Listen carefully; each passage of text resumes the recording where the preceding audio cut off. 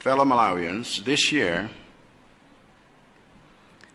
heaven has smiled on us by allowing Christmas to come early for our country.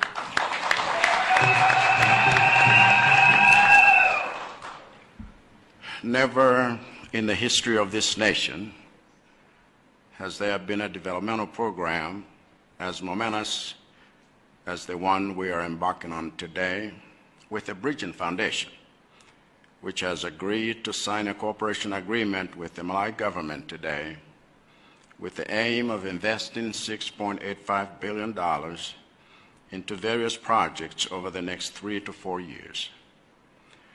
What the Bridging Foundation has done is not just an act of kindness and generosity, but also an act of trust. What they have done is to trust that I really mean business when I say in speech after speech what I'm doing and what I want to do to make Malawi a better place for all Malawians.